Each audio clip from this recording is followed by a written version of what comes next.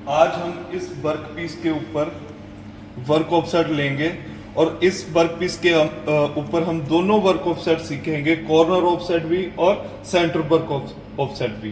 तो इसके लिए सबसे पहले अब हमारे को एक टूल चाहिए होगा। टूल को डॉक्टर में बांधा होना चाहिए, या इसके लिए आप एज फाइंडर का यूज भी कर सकते हो। जैसे टूल का यूज होगा वैसे ही एज फाइंडर का टूल होगा। तो जैसे कि आप देख रहे हो, ये जो एंड मिल है ये मेरे पास 12 डायमीटर का एंड मिल है, 12 डाई का एंड मिल है। तो मैं इससे वर्क ऑफसेट लेता हूं। सबसे पहले मैं अपने टूल को स्पिंडल के अंदर क्लैंप करूंगा। ये मेरा टूल अंदर क्लैंप हो चुका है। और देन अब मैं एमडीआई में जाके इसको डोर बंद करके इसको एक आरपीएम पे 2000 के आरपीएम पे घुमा दूंगा। अकॉर्डिंग टू योर टूल आप उसके आरपीएम घुमाओगे। देन मैं हैंडल जॉब मोड के साथ टूल को वर्क पीस के पास लेके आऊंगा।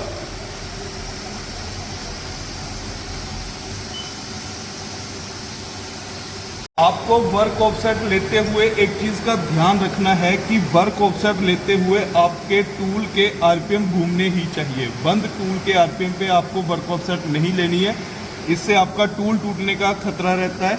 और साथ में अगर आप एज फाइंडर का यूज़ कर रहे हो तो मैं आपको रिकमेंड करूंगा कि आप उसको 600 आरपीएम से ज़्यादा आरपीएम पे मत घुमाएं, क्योंकि उसके अंदर स्प्रिंग लगा रहता है। अगर आप उसको तेज आरपीएम में घुमाओगे तो वो खराब हो जाएगा, टूट जाएगा। तो मैं आपको ये रिकमेंड करूंगा कि एज फाइंडर को 600 आरपीएम पे ही घुमाओ, या 600 से कम, उसके ऊपर आरपीएम पे मत जाओ। देन अब मैं जेड एक्सिस को नीचे लेके आता हूँ। अब मैं सबसे पहले एक्स की ऑफसेट ले रहा हूँ, एक्स की वर्क ऑफसेट ले रहा हूँ।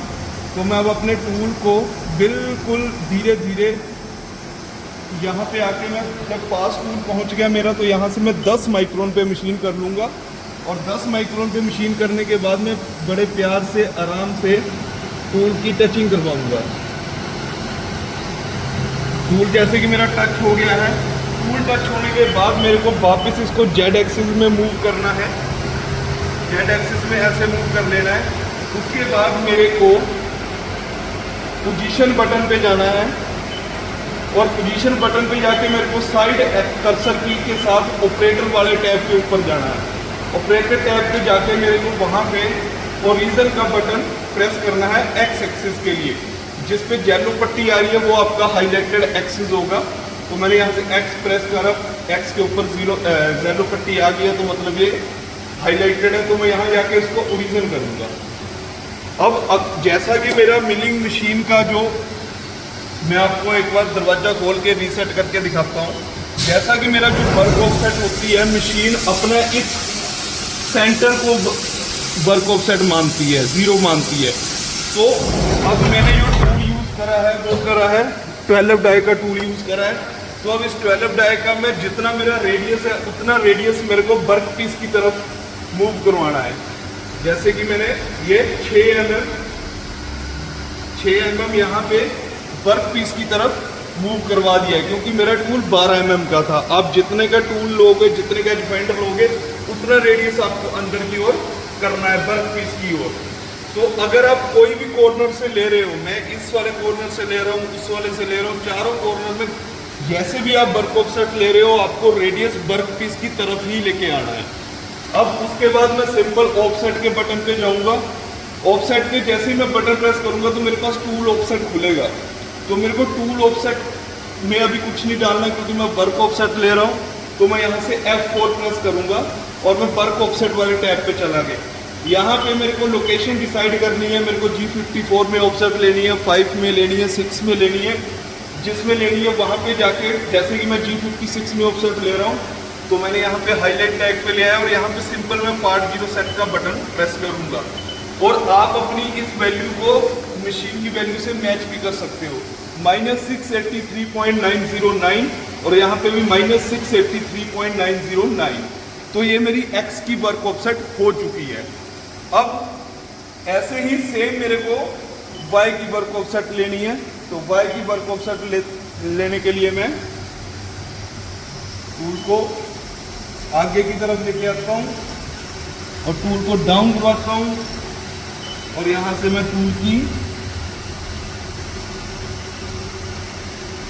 टचिंग करवाता हूँ, फिर से 10 माइक्रोन पे कर लेता हूँ। टूल पास पहुँच गया है और हल्के हल्के से मेरे को टूल को टच करवाना है, बिल्कुल प्यार प्यार से, कि आपका वर्कपीस के ऊपर ज़्यादा बड़ा निशान ना पड़े।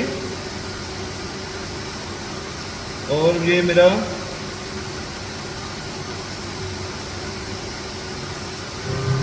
मेरा टूल टच हो गया है। अब जैसे टूल टच हुआ है तो फिर से मेरे को Z एक्सिस से इसको सेव करना है, ऊपर कर लेना है और सेम मेरे को पोजीशन वाले टैब पे जाना है और दोबारा से मेरे को Y एक्सिस, अब मैं Y एक्सिस के ऑफसेट ले रहा हूँ तो Y एक्सिस हाईलाइट करना है मेरे को और फिर से मेरे को ओरिजिन दबाना है। अब मेरा Y0 हो गया। अब जैसे हमने X के लिए रेडियस को अंदर करा था वैसे ही Y एक्सिस के लिए भी हम रेडियस को अंदर करेंगे। तो मैं ये रेडियस को 6 mm रेडियस को अंदर कर रहा हूँ।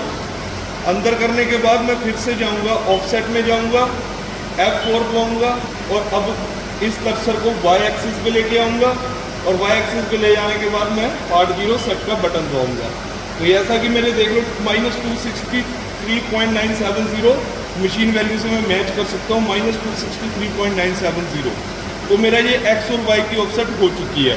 अब अगर मेरे को टूल ऑफसेट का यूज़ नहीं कर रहा हूँ, मेरे को एक सिंगल टूल के साथ ही काम करना है, तो मैं इसी टूल के साथ अब Z ऑफसेट भी ले लेता हूँ। लेकिन Z ऑफसेट लेते हुए आपको ये ध्यान देना है कि X Y आप किसी भी टूल से ले रहे हो, लेकिन Z ऑफसेट आपको उस टूल से लेना होता है जो टूल से आपको काम करना है। अगर कटर चलाना है, ड्रिल चलाना है, XYZ कोई भी टूल चलाना है तो आपको उसके साथ ही Z ऑफसेट लेनी है। तो फिलहाल मैं आपको इसी के साथ Z ऑफसेट लेके बता रहा हूँ। मैं सिंपल टूल को लाऊंगा और यहाँ पे बिल्कुल पास पहुँच गया, फिर से 10 माइक्रोन पे करूँगा मशीन को, फिर से 10 माइक्रोन पे करूँगा और टूल को बड़े प्यार से टच करवाऊँगा।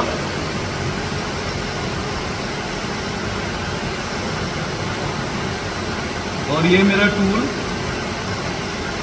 टच हो गया है। वापस मैं ऑफसेट पेज पे जाऊंगा, F4 करूंगा, कर्सर को Z वाले एक्सिस पे लेके आऊंगा और यहाँ पे पार्ट 0 सेट कर दूंगा। तो इसके बाद मेरा X0, Y0, Z0 की ऑफसेट हो गई है। Thank you.